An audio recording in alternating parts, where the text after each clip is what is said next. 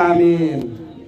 ክቡር አባታችን መልአከ ገነት መፍቀሬ የዚህ ታላቅ ቤተ መቅደስ ዋና አስተዳዳሪ፣ የተከበራችሁ ሊቃውንተ ቤተ ክርስቲያን፣ የስብከተ ወንጌል መምህራን፣ አባቶቻችን፣ እናቶቻችን፣ ወጣቶች እንዲሁም ሕፃናት ሁላችሁንም እላችኋለሁ በእግዚአብሔር ስም እንደምን አደራችሁ? ተናገሩ። እንደምን አደራችሁ? እንደምን ከረማችሁ? እስኪ የከረማችሁ እግዚአብሔርን አመስግኑት። ሁላችሁ ድገሙና አመስግኑት። ሶስተኛ ጊዜ አመስግኑት።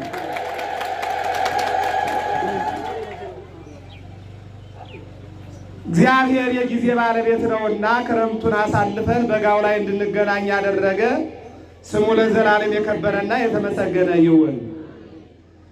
ጽጌ አስተርአየ በውስተ ምድርነ። እንግዲህ መኃልየ ምዕራፍ 2 ቁጥር 12 ላይ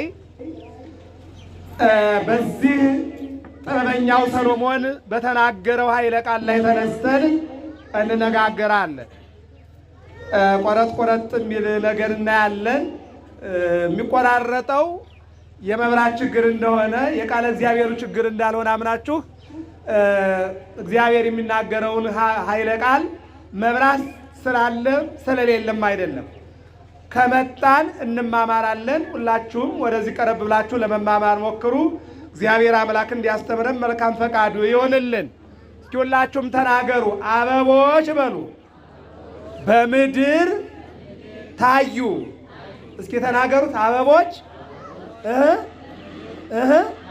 ስለ ቃሉ እግዚአብሔር የተመሰገነ ይሁን።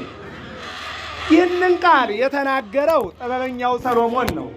ሰሎሞን ማለት እንደምታውቁት የእግዚአብሔርን ሰላም እግዚአብሔርን የተማርንበትና ይልቁንም ደግሞ በመጀመሪያ ሕይወቱ ላይ ቀዳሚሃ ለጥበብ ፈሪሃ እግዚአብሔር የጥበብ መጀመሪያ እግዚአብሔርን መፍራት ነው ብሎ አባቱ ኑ ደቂቅየ ፈሪሃ እግዚአብሔር እምሃርክሙ፣ ልጆቼ ሆይ ኑ እግዚአብሔርን መፍራት አስተምራችኋለሁ ብሎ አባቱ የተናገረውን ይልቁንም ደግሞ የጥበብ መጀመሪያ እግዚአብሔር መፍራት ነው ብሎ አባት የተናገረውን ንግግር ደግሞ የተናገረ ብቸኛ ጻድቅም መምህርም ነቢይም ንጉስም ጥበበኛም ነው እና ምን አለ? ጽጌ አስተርአየ በውስተ ምድርነ። ጽጌ ማለት አበባ ማለት ነው። ጸጌ አበበ ከሚለው የግስ ስርወ ቃል የተገኘ ሲሆን ሁለት አይነት አበባዎችን ያሳየናል። አንደኛው በስነ ተፈጥሮ ዝም ብሎ ማንም ሳይተክለው ማንም ሳይዘራው በቅሎና ጸድቆ ያበበ አበባን ያሳየናል። ይሄ ዝም ብሎ ወፍ ዘራሽ የምንለው ዝም ብሎ በቅሎ ዝም ብሎ የሚያብብ የሚረግፍ ማለት ነው። ሁለተኛው መልካሙ ገበሬ እግዚአብሔርን አምኖ ከሰማይ የሚወርደውን ዝናብ ሳይሳቀቅ መሬት ላይ ያለውን ዝናብ ሳይጸየፍ እግዚአብሔርን አምኖ ገበሬው ዘርቶ መጀመሪያ ቡቃያውን ከዚያ ልምላሜውን ከዚያ ደግሞ ፍሬውን የሚያገኝበትን ቀዳማዊ ሳይረ መጀመሪያ ቡቃያ፣ ዳህራዊ ሰብለ ከዚያ ቀጥሎ ልምላሜ፣ ወእም ሰብል ፍጹመ ስርናየ ከዚያ አበባ ከአበባ ፍሬው። ባጭሩ የሚያልፈውንና የሚሰበሰበውን አበባ በተመለከተ ጽጌ አስተርአየ በውስተ ምድርነ ብሎ ሰሎሞን ተናገረ። ይህ ጽጌም የሚገኘው አለ እግዚአብሔር በዝናብ ያበቅላል በፀሐይ ያበስላልና ከእግዚአብሔር የሚገኝ ነው አለ። እስኪ አመስግኑት እግዚአብሔርን። በቃ ከሱ ነው የሚገኘው። ቀጠለና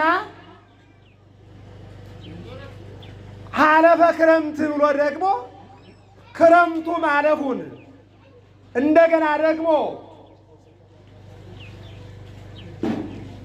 መኸሩ መድረሱን እዚያው ላይ ራሱ ይናገራል። እናንተ አንብቡት።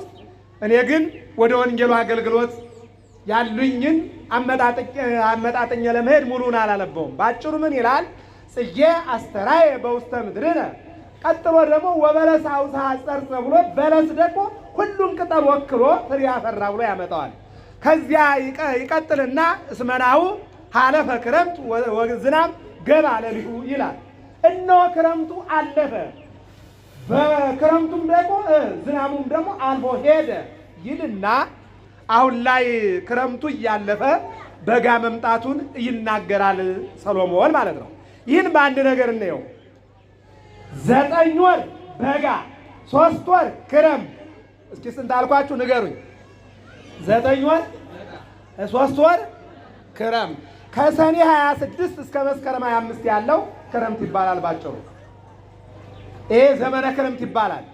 ከሰኔ 20 ከመስከረም 26 አሁን ያለንም ደግሞ መጸው ይባላል። ይሄ ደግሞ መኸር ይባላል። የሚሰበሰብበት የሚከመርበት ወደ ማሳ ላይ ያለው ወደ ቤት የሚገባበት እስከ ታኅሳስ 25 ያለው መኸር ይባላል። ከታኅሳስ 26 እስከ መጋቢት ያለው ደግሞ በጋ ይባላል። በጋ ማለት ባዶ ማለት ነው። ምንም አይታይበት፣ ነፋስ ፀሐይ የሚበረታበት ድርቅ የሚበረታበት ማለት ነው። ከመጋቢት 26 እስከ ሰኔ 25 ያለው ደግሞ ያ ደግሞ ጸደይ ይባላል። ይሄ ዘመነ በልግ ይባላል። ይሄ በልግ ወቅት ይባላል። ባጭሩ ዓመቱ በአራት ይከፈላል ማለት ነው። በስንት ይከፈላል? በአራት 3 ወር 4 በ3 እንግዲህ ስታባዙ 12 ይሆናል ማለት ነው። አሁን መተርጉማን ምን አሉ? 9 ወር በጋ 3 ወር ደግሞ ክረምት ነው። አሁን ክረምቱ አለፈ አለ። ማን ነው? ሰሎሞን። በማኅሌተ ጽጌው ላይ ደግሞ ሌሊት ሊቃውንቱ ገና መጀመሪያው ላይ መግቢያ ማለት መግቢያው ምን ይላል? ሀለፈ ክረምት ቆመ በረከት ተሰርገወት ምድር በስነ ጽጌያት ናሁ። አዎ ጸገዩን ጽጌያት እያለ ደግሞ ድጓውም ያመጣዋል እዚያው ላይ አብሮ። ምንድን ነው ብለው? ክረምቱ አለፈ፣ በጋው መኸሩ ተተካ፣ ተሰርገወት ምድር በስነ ጽጌያት መሬት በጽጌያት ተሸለመች። አዎ ለመራዊሃት ብሎ መራት። ሙሽራዋ ሙሽራውን እንዲህ ትለዋለች፣ ወይድሩዬ፣ አዎ ወዳጄ ውዴ ና ወደ መስኩ ወደ ገነት ና ብላ ትጠራዋለች ይልና ይህንን ሊቃውንቱ የማኅሌተ ጽጌ መግቢያ ያደርጉታል ማለት ነው። አያችሁ፣ ቅዱስ ያሬድ የተናገረው ቃለ እግዚአብሔርና ሰሎሞን የተናገረው ቃለ እግዚአብሔር አንድ ሆነ ማለት ነው። እየሰማችሁ ነው አይደል? እስኪ እኛን ማነጋገር አንድ ያድርግልን እግዚአብሔር። አሜን በሉ። ከ1000 ዘመን በፊት ሰሎሞን የተናገረውና በ505 የተወለደው ሰሎሞን ማነው? ቅዱስ ያሬድ በ6ኛው ክፍለ ዘመን ወደ ሰማይ ተነጥቆ ኅዳር 7 ቀን ዋይ ዜማ ዘሰማይኩ በሰማይ መላእክት ቅዱሳን፣ አዎ ከቅዱሳን መላእክት የሰማሁት ዜማ ብሎ ዜማን ያመጣልን ቅዱስ ያሬድ ከሰሎሞን ጋር ቃለ እግዚአብሔሩን አገናኘው። ምን ብሎ? ሰሎሞን ጽጌ አስተራየ በውስተ ምድርነ በመሬት አበባው ታየ አለ። እንደገና ደግሞ ቅዱስ ያሬድ ሀለፈ ክረምት ቆመ በረከት ተሰርገወት ምድር በስነ ጽጌያት አለ። ይህን ይላል። ይቀጥልና ደግሞ እዚህ ላይ የምናየው ይሄ ታች ቤትና ላይ ቤት የሚባል ቃለ እግዚአብሔር አለ። ላይ ቤቱና ይሄ ማኅሌተ ጽጌው ይገናኛል። ላይ ቤቱ ምን ይላል? በጊዜው ሀለፈ ክረምት ቆመ በረከቱ ላይ ያገናኘዋል። አዎ አሁን ከዚህ አሁን ከምለው ቃለ እግዚአብሔር ጋር የሚገናኘው የላይ ቤቱ ድጓ ነው የሚገናኘው። ወደ ላይ ቤቱ አሁን እኔ ወደማገለግልበት ስናመጣው ግን ታይ ቤት ይባላል። ተወድሶ መራት ነው የሚለው።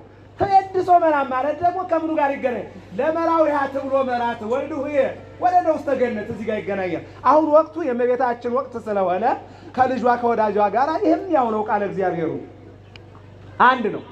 አሁን ባጭሩ ግን ክረምት ማለት ምን ማለት ነው? ክረምት ማለት ብሉይ ኪዳን ማለት ነው። መኸር ማለት ምን ማለት ነው? አዲስ ኪዳን ማለት ነው። ክረምቱ አለፈ ማለት ምን ማለት ነው? ብሉይ ኪዳን አለፈ ማለት ነው። የመከራው ጊዜ አለፈ ማለት ነው። አሁን በሀገራችን ላይ ያለውን የመከራ ጊዜ እግዚአብሔር ያሳልፈን። አሜን በሉ እንጂ። አዎ የመከራ ጊዜ፣ የረሃብ ጊዜ፣ የስደት ጊዜ፣ የመጠላለፍ ጊዜ፣ የመጣላት ጊዜ፣ የመተማማት ጊዜ፣ የመገፋፋት ጊዜ፣ የመገዳደል ጊዜ፣ የመጨቃቀን ጊዜ፣ ይህን ጊዜ ያሳልፍልን መድኃኔዓለም። አሁን ካለፈ ክረምት አለ የማያልፍ የለም። ለዚህ ነው ምን ይላሉ? ያለፋል እንጂ ያልፋል። ግን ያለፋል ይላል። ክረምቱ ምን አለ? አለፈ አለ። ምኑ ነው? ብሉይ ኪዳን ያ የመከራው ዘመን 5500 ዘመን አለፈ አለ። ምን መጣ አለ? አዲስ ኪዳን መጣ አለ። አሁን በክረምት ፍሬ የለም። በክረምት ያለው አበባ ነው። ስለዚህ ክረምቱን የብሉይ ኪዳን አደረገው። ብሉይ ኪዳን ድነት የለም፣ ተስፋ ነው ያለው። ብሉይ ኪዳን ላይ የታየው ተስፋ ነው፣ ድነት የለም። ክረምት ላይም አዎ ፍሬ የለም፣ ቅጠል ነው፣ አበባ ነው። መኸር ላይ አሁን ያለንበት ግን የፍሬ ጊዜ ነው ማለት ነው። ሐዲስ ኪዳንስ እመቤታችን አሁን ጽጌ ማለት ልጇ ወዳጇ ነው። ጽጌ ማለት ድንግል ማርያም ናት። አበባ ማለት ድንግል ማርያም ናት። አበባ ማለት መድኃኔ ዓለም ነው። የድንግል ማርያም የአበባ ፍሬ መድኃኔ ዓለም ነው። የመድኃኔ ዓለም ፍሬነት ደግሞ ስጋውን ቆርሶ ደሙን አፍሶ እኛን ማዳኑ ነው። እስቲ አመስግኑት ይህንን አምላክ። ይህን ነው ጽጌ ብሎ የሚያመጣው ማለት ነው።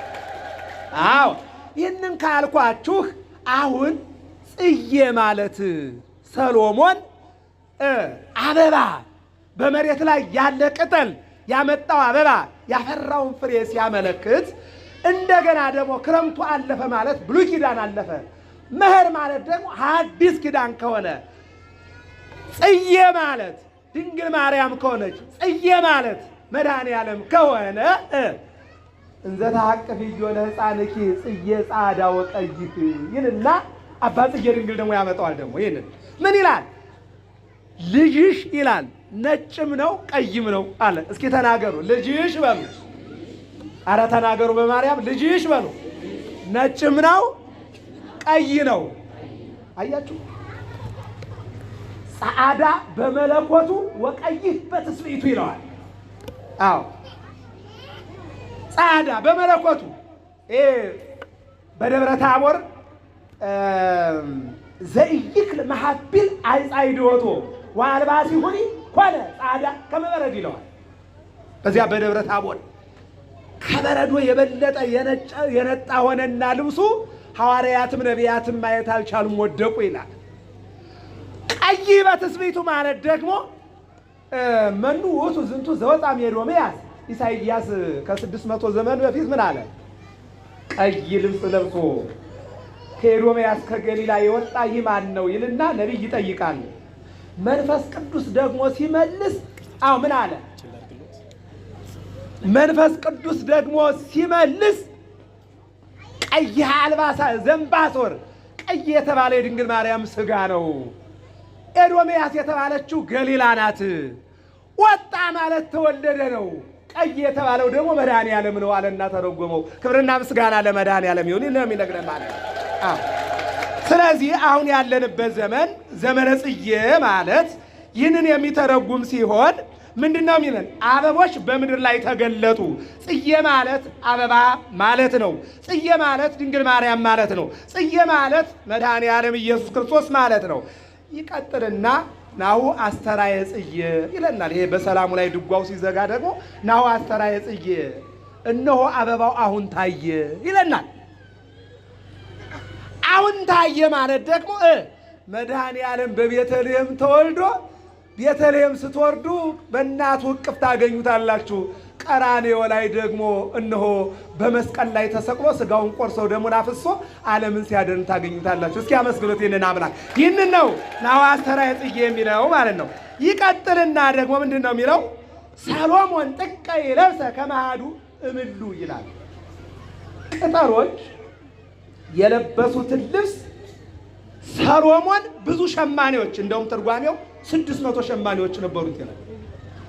600 ሸማኔዎች እየሰሩ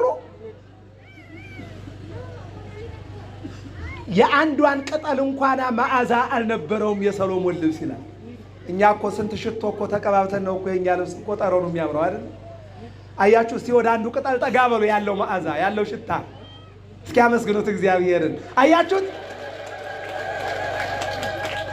ሰሎሞን ጥቀ ይለብስ አለ። ሰሎሞን አለ እንደ አንዷ ወይን እንደ አንዷ ጽጌረዳ አልለበሰም ማለት።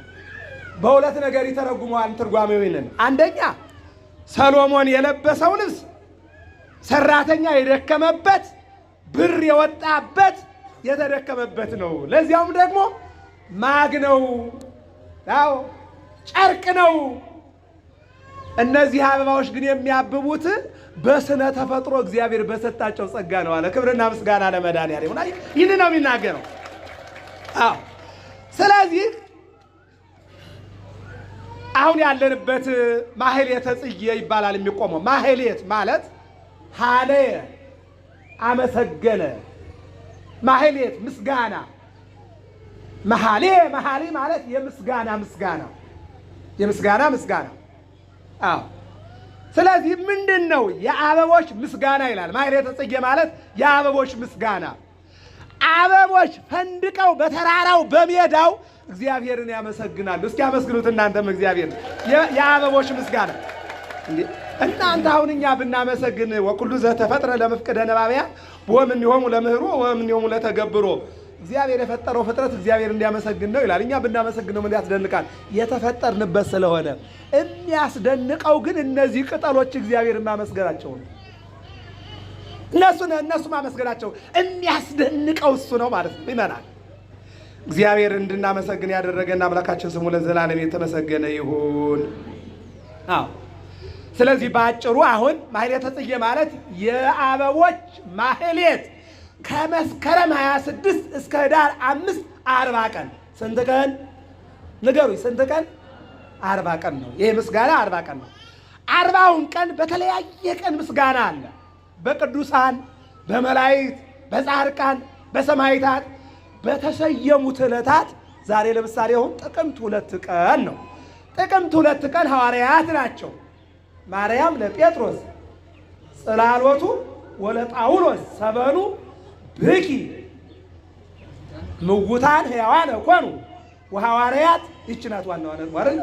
ወሐዋርያት መላእክት በሰማይ ኮነኑ። ይሄ ነው እንግዲህ በየቀኑ የቅዱሳኑ እኛ አንቁም፣ ነገር ግን 40 ቀን በሙሉ የጽጌ ምስጋና አለበት ነው። እስኪ አመስግኑት መድኃኔዓለምን። ይሄ ነው ትርጉሙ። ዋናው ቀን እኛ ቀኖችን ለምሳሌ አሁን እዚህ ያለውን ጽላት አይወዱል ግድ ነው። ከዚያ ቀጥሎ እንግዲህ ያሉት ጽላቶች ታስበው ነው እዚህ ማህሌት የሚቆመው ማለት ነው። ነገር ግን ይቆምም አይቆምም በ40 ቀን ቅዱስ ያሬድ ማህሌተ ጽጌ ሰቆቃወ ድንግል ሰርቷል ነው። ዋናው ይሄ ነው። እየሰማችሁ ነው አይደለ? ስለዚህ ማህሌተ ጽጌ ማለት የአበቦች ምስጋና ማለት ነው። አሁን ይሄ ከሆነ ምን ይባላል? ስዕለ አድኅኖ ይዘው ሊቃውንቱ እንዘ ተሐቀፍዮ ለሕፃንኪ ድንግል። እስኪ እጃችሁን ከፍ አድርጉ። ድንግል ሆይ በሉ ልጅሽን ታቅፈሽ ወደኛ ነይ። አመስግኗት እናታችን ድንግል ማርያም። ይህን ካልኳችሁ ወደ መጠቅለያው ልምጣ። አሁን እንግዲህ ማህሌተ ጽጌ ማለት ማህሌት ማለት ምስጋና፣ ጽጌ ማለት አበባ። የአበቦች ምስጋና በሚታዩት አበቦች የእመቤታችንን አበባነት፣ በሚታየው ፍሬ የመድኃኔዓለም ፍሬነት፣ በሚታዩት ጽጌዎች የድንግል ማርያም ጽጌነት፣ በሚታዩት ጽጌዎች የመድኃኔዓለም ጽጌነት፣ በሚታየው አበባ የድንግል ማርያም የመድኃኔዓለም አበባነት፣ ይልቁንም ደግሞ በሚታየው ፍሬ የድንግል ማርያም ፍሬ መድኃኔዓለም፣ የመድኃኔዓለም ፍሬ ደግሞ አድኅኖተ ዓለም አዎ መሆኑን ካየነው ጽጌ የምንለው ለምንድን ነው የሚለውን ላሳያችሁና ደህና ዋሉ ልበላችሁ። በነገራችን ላይ ጽጌ ቅዱስ ያሬድ በዝማሬው በመዋሲቱ እንደሰራው ግንቦት 24 ነው። ግንቦት 24 ነው። ነገር ግን ሊቃውንቶቻችን ግንቦት ላይ አበባ ልምላሜ ስለማይታሰብ በሚታየው አበባ የማይታየውን ዘላለማዊ አበባ፣ በጊዜያዊ አበባ ዘላለማዊን አበባ የድንግል ማርያም የመድኃኔዓለምን ጽጌነት ለማሳየት አባቶቻችን ከመስከረም 26 ከህዳር 5 አድርገውታል። ምንድነው ስሮ ነገሩ ከተባለ እንደሚታወቀው ቅድም ብሉይ ኪዳን ጨለማ ነው ብያችኋለሁ። ጨለማ ተስፋ እንጂ ድነት የለም ብያችኋለሁ። መኸር ማለት አዲስ ኪዳን ነው ብያችኋለሁ። አዲስ ኪዳን ማለት ደግሞ ድንግል ማርያም መድኃኔዓለምን መውለዷ ነው ብያችኋለሁ። መድኃኔዓለምን በቤተልሔም በወለደችው ጊዜ ከኔ ጋር ናችሁ አይደለ? ይችን ስሙኝና ደህና ዋሉ ልበላችሁ። መድኃኔዓለምን በቤተልሔም በወለደችው ጊዜ መላእክት ከሰማይ ወረዱ፣ እረኞች ከጫካ መጡ፣ ኢዳቋ አራዊትን ወክላ ከምድረ በዳ መጣች፣ እንስሳት በበረት ተገኙ፣ ዮም አሐደ መሬተ ኮኑ መላእክት ወሰብ ከመ ይሰብሕዎ ለክርስቶስ በቃላኒ። ሁሉም አንድ ሆነው እግዚአብሔርን በቤተልሔም አመሰገኑት ይላል። እስኪ አመስግኑት መድኃኔዓለም። አንድ ናቸው አለ። አሁን በዚህ ምስጋና የተከለከለ አንድ ክፍል አለ። ማን ነው እሱ? ሰይጣን ነው። ሰይጣን የመድኃኔዓለምን መወለድ ሰምቶ 19 ደቂቃ ነው ያስተማርኩት። ስንት ልጨምር? 5 ደቂቃ 24 ደቂቃ ማስተማር። እየሰማችሁ ነው አይደል? ስጋ ይዤ ነው የማስተምረው። ከ24 ደቂቃ የበለጠ አላስተምርም። የምትወጡ ሰዎች ካላችሁ አዎ እግዚአብሔር መፍራት ያስፈልጋል ማለት። ምክንያቱም ገና ስገባ ነግሬያችኋለሁ። ከ25 ደቂቃ የበለጠ አላስተምርም ብያችኋለሁ። እኔ አሁን 19 ደቂቃ ነኝ። 6 ደቂቃ ናት የምትቀረው። ይህችን ታሪክ ሰምታችሁ ደህና ዋሉ እላችኋለሁኝ። እንደው ሴቶች እዚህ ቁጭ ብላችሁ አደራችሁ ቤት ያለ ፍርፍር ትዝ እንዳይላችሁ።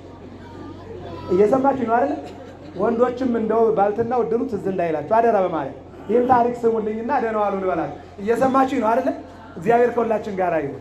አሜን በሉ እንጂ። አሁን ቤተልሔም ላይ ነው። መላእክት ከሰማይ ወረዱ። ወዴት? ወደ ቤተልሔም። እረኞች ወደ ቤተልሔም መጡ። እንስሳቱ በቤተልሔም ተገኙ። አራዊትም ወደ በረቱ መጡ። አራቱም አንድ ላይ ሆነው እግዚአብሔርን አመሰገኑ። እስኪ ንገቡና አመስግኑ። ታያችሁ? ይሄ እኮ ነው ሰው ክቡር ነበረ አለ ልበ አምላክ ዳዊት። ነገር ግን ከአራዊት ከእንስሳት አነሰ ማለት እኮ አራዊት እያመሰገኑ ሰው እኮ አያመሰግንም። እናንተ በልቶ እግዚአብሔር ይመስገን እኮ አይልም እኮ። ለብሶ እግዚአብሔር ይመስገን አይልም። እስኪ በማርያም አንድ ጥያቄ ልጠይቃችሁ። ደሞዛችሁን ተቀብላችሁ እግዚአብሔር ይመስገን ይላል? የለም እኮ የለም። በልቶ ሲጨርስ እኮ አንሺው ነው የሚል እንጂ እግዚአብሔር ይመስገን የሚል የለም እኮ። በልታ ስትጨርስ ነው ሰጂው እምትል እንጂ እግዚአብሔር ወይ አዎ መግበህናልና ሲሳየነ ዘለለለትነ ተመስገን የሚል የለም። ይህን እንድንል እግዚአብሔር ይርዳን። አዎ አልጋ ላይ ሆናችሁ ሆነሽ መጥሪያ ያለኝ ኪንድ ታረጉና ቁርሱ ደርሳሉ ነው ብትሉ አይደል? በስማም ይላል የለም። አዎ እኔ ገርመኛል። እሱ ብቻ አይደለም። ደህና አደርክ ሲባል ደህና አደርክ አዙሩ፣ ደህና አደርሽ ስትባል ደህና አደርሽ አዙራ። የእግዚአብሔርን እኮ ምግብ እያስቀረኑ እኮ ነው እያስቀረኑ ነው።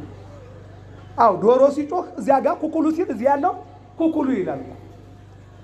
ምስጋና የነሱ የራሳቸው ቋንቋ አላቸው። ስለዚህ ሰይጣን ተከለከለ። እንዳያመሰግን የተከለከለ ሰይጣን ነው። ኢየሩሳሌም ዙሪያዋን በእሳት ታጠረችና መግባት አልቻለም። መግባት ባይችል ሄደና ለሄሮድስ ምን አለው? ያንተን ንግስና የሚቀማ የኔን የመኖር ጉዳይ የሚያጠፋ ሕፃን ተወልዷልና ግደለዋል። ግደለው። የት ነው አለ? ቤተልሔም። ሰይጣን ነግሮት ግራ ገብቶት ጠበበኞችንና አማካሪዎችን ጠርቼ ላናግር ወይስ ምን ላድርግ እያለ እንዳለ ትንቢት የተነገረላቸው ሰባ ሰገል ዕጣኑን፣ ወርቁን፣ ከርቤውን ይዘው መጡ። አያቸው። የማቴዎስ ወንጌል ምዕራፍ 2 ላይ ከሩቅ የሚመጣ ሰው የፊቱ ዝረት የሸፉ ብዛት ይታወቃል። ከየት መጣችሁ? ከምስራቅ። ወዴት ልትሄዱ? ቤተልሔም። ምን ልታደርጉ? አምላክ። ይህንን ስም ላይላዊ፣ ስም ማዕከላዊ፣ ስም ታሕታዊ ይላል ትርጓሜ። ላይላዊ ማለት አምላክ ተወለደ እያሉ አልመጡ። አምላክ ተወለደ ቢሉ ማን ይሰማቸዋል? አምላክ አይወለድም ሰው ስለሚል ማለት ነው። ስም ታሕታዊ ማለት ደግሞ ሕፃን ተወለደ እያሉ አልመጣም። ሕፃን በቀን እየተወለደ ሕፃን ተወለደ ምን ቁም ነገር ነው እዚህ። ስም ማዕከላዊ ግን እስኪ ሁላችሁም ተናገሩ። የተወለደው በሉ የአይሁድ ንጉሥ ወዴት ነው? ይሄ ቃል ንጉሱን ከመቀመጫው ብድግ አደረገ። እኔ ነግሼ ባለሁባት ሀገር ላይ የምን ሕፃን ንጉሥ ነው አለና ከመቀመጫው ብድግ አለ። ጥበበኞችን ሰባ ሰገልን አዎ መረመራቸው ይላል። ወዴት ነው? ቤተልሔም። ከተወለደ ስንት ዓመቱ ነው?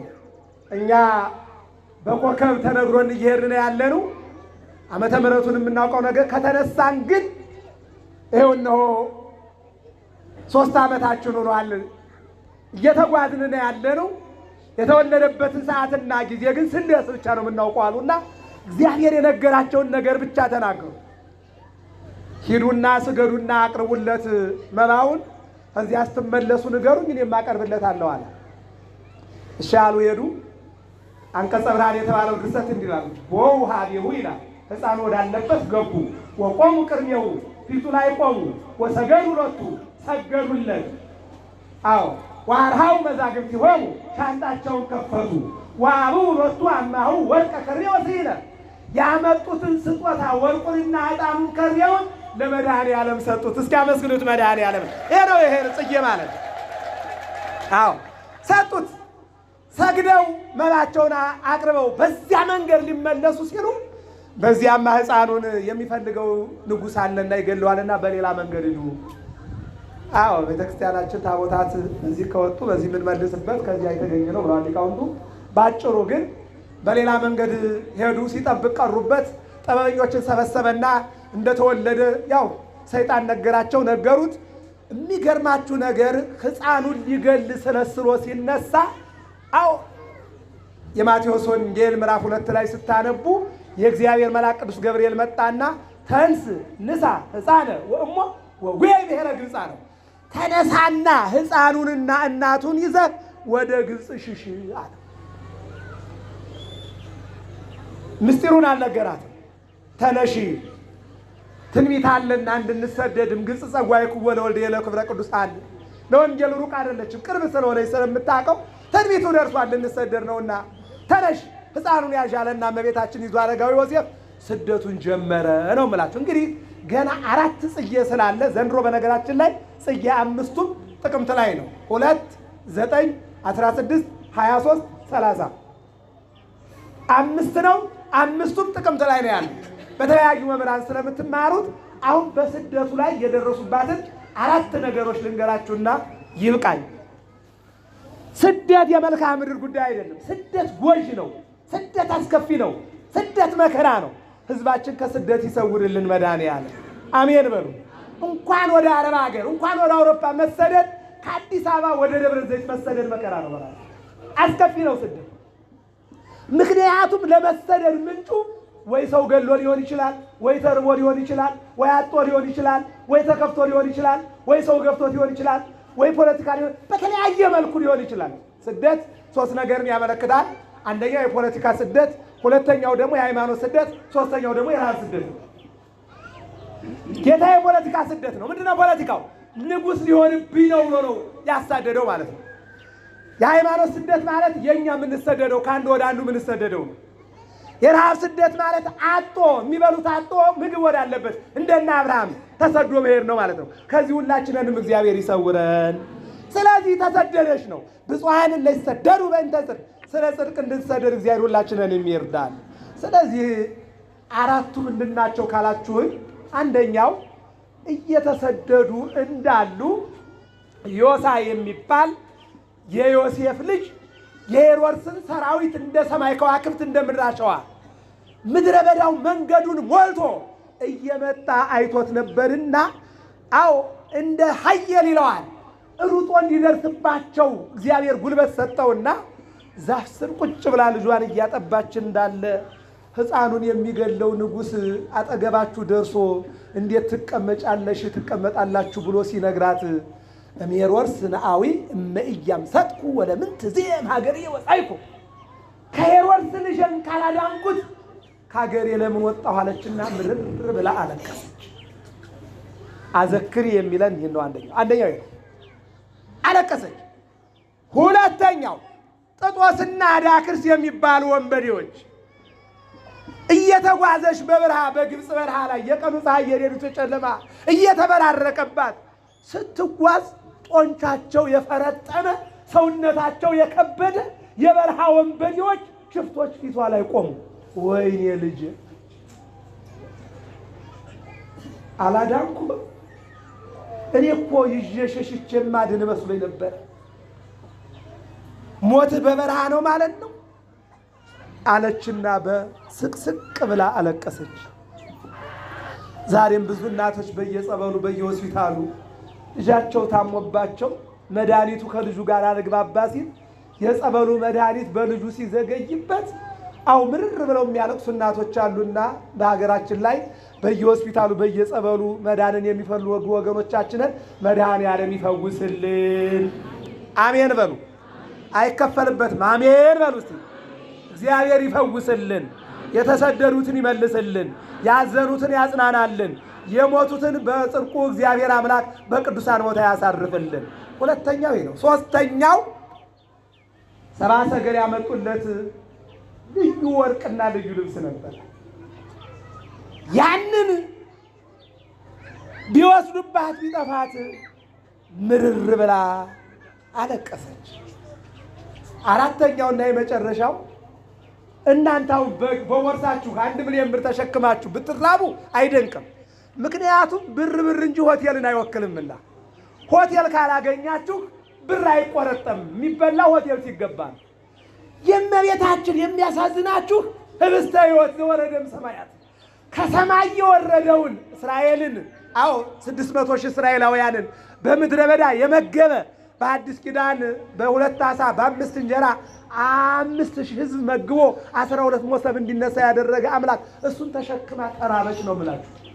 ሰው ፍትፍት ተሸክሞ ዳቦ ተሸክሞ እንዴት ይራባል? ዳቦ ተሸክማ ተራበች፣ ፍትፍት ተሸክማ ተራበች። መራብ ብቻ አይደለም፣ ለመነች። መለመን ብቻ አይደለም፣ አጣች። ያሳዝናል እናንተ። አጣች። ስታጣ ልትለምን ገባች። ስትለምን ንግስቷ ምን አለች? ይህንን የመሰለ መልክ ይዘሽ ጸባይ ስለሌለሽ ነው እንጂ ለምን በቤት አትኖሪም ነበረ ብላ ስትዘልፋት፣ ካለ ይሰጡታል ከሌለ ግን የለም ይሉታል እንጂ ስድብን ምን አመጣው ብሎ አረጋዊ ዮሴፍ ሲናገር፣ ሰራተኛዋ ከደርቡን እያናጋሽ ከፎቅ ወረደችና ሕፃኑን ወረወረችው፣ ወደ መሬት ጣለችው። መድኃኒዓለም ከመቀመጫችሁ ብድግ በሉ፣ ይበቃናል፣ ብድግ በሉ። ጣለችው። በዚህ ጊዜ ምርር ብላ አለቀሰች። ይህን ነው መተርጉማን። እመቤታችን ብዙ መከራ፣ ብዙ ስቃይ፣ ብዙ እንግልት ደርሶባታል። በእኛ ዘመን እኮ ብዙ እናቶች እንገላታሉ፣ ብዙ አረጋውያን እንገላታሉ፣ ብዙ አገልጋዮች እንገላታሉ፣ ቤተ ክርስቲያን ትንገላታለች። በእኛ ዘመንም እኮ ነገር ግን እኛ የምንገላታው በኃጢአታችን ነው። ድንግል ማርያም ምን ኃጢአት ሰርታ ነው የተንገላታችው? እኛ የምንራበው በራሳችን ነው። ድንግል ማርያም የተራበችው ምን አድርጋ ነው? እኛ የምንሰደደው በራሳችን ነው። ድንግል ማርያም ግን ምን አድርጋ ነው የተሰደደችው? የአምላክ ሙሽራ። ዮሐንስ ወንጌል ምዕራፍ 3 ቁጥር 25 ላይ የዛሬው ወንጌል ሙሽራይቱ ያለችው እርሱ ሙሽራ ነው ይላል። ሙሽራውን ተሸክማ ሙሽራይቱ አገር ለአገር ተንከራተተች። ተወድሶ መርዓት ብሎ ወልድ ሆይ ልጄ ሆይ ወዳጄ ሆይ ውዴ። ሮማኑ አበባው አብቧል። ነገር ግን አፍርቶ ከሆነ ወደ ሜዳ ወደ ማሳው እንውጣ ንራይ ለመጸገ ወይ ወለመፈሬ ሮማን። ሮማኑ አፍርቶ አበባው አብቦ እንደሆነ እንውጣ። ስመውቱ እዚህ ያለ ሰንበት የሰንበት ጌታዋ የሆነው መድኃኒዓለም ና እንውጣ አለችው። አሰርገው ዓለም በጽጌያት መሬትን በጽጌያት እንድታብብ ያደረገ መድኃኒዓለምን ልጄ ሆይ እንውጣ አለችው። ለካ ምን እንውጣ ያለችው ወደ ቀራንዮ ሥጋዬን ይዘው ውጣ ማለቷ ነው። ሙሽሪት የተባለችው ቃልን ጸንሳ ቃልን ወልዳ አምላክን መውለዷ ነው። ሙሽራው የተባለው በቤተልሔም በድንግልና ማርያም በድንግልና ተጸንሶ በድንግልና መወለዱ ነው። ሙሽራ የተባለው በቀራንዮ ሥጋውን ቆርሶ ደሙን አፍሶ ዓለሙን ማዳኑ ነው። አንተ ልጅህን ስትድር በሬ አርደህ ሥጋ እየቆረጥክ ጋብዘህ ነው። መድኃኒዓለም ግን ሥጋውን እየቆረጠ ነው እኛን ልጆቹን እነሆ ሰርገኛ ያደረገን። እስኪ 3 ጊዜ እልል ብላችሁ አመስግኑት።